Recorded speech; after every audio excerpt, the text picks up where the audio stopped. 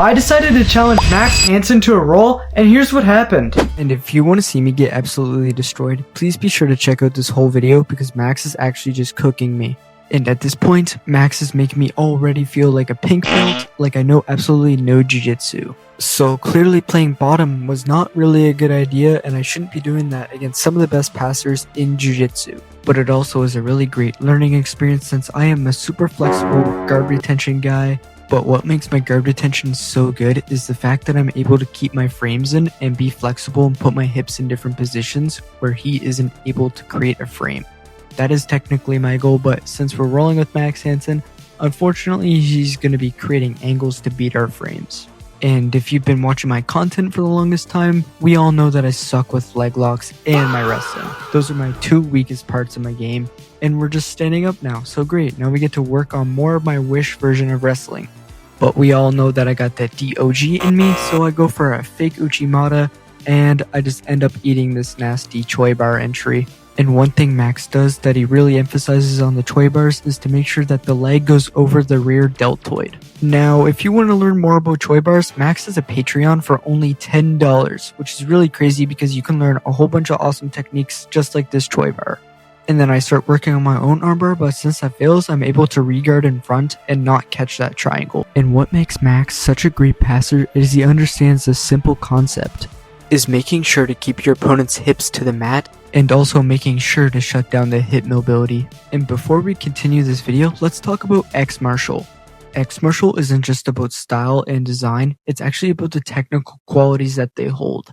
They have amazing rash guards that are super tight fitting and amazing shorts. And they're also giving me a code to share with you guys. Use code Carter15. After the short little ad break, it looks like I try to fall into a leg lock, but guess what? I probably don't finish it. But I realize I shouldn't be playing footsies with a black belt because what's going to happen to me is my ankle is going to be torn off now. And it may look easy to escape, but when someone's leg is across my hip, there's nothing I can really do. Even when he hips in, it prevents me from standing up. He decides to be a nice black belt and let go of the leg lock. But as he starts to pass here, I time his overhook with my underhook. And this allows me to sit on my hips, preventing him from re-entering on a crossface. But he does get my back to the mat. And now he starts triangling on my two legs and he's able to use this to hop into a higher mount. Extremely technical and very smart. And now he abandons the mount to go to knee on belly and switches to the other side. I scoop my butt away to get an underhook and I come up on top and hit him with a lazy snap down. Max then puts his neck on the ground so I can't choke him, so I just roll through. Nice.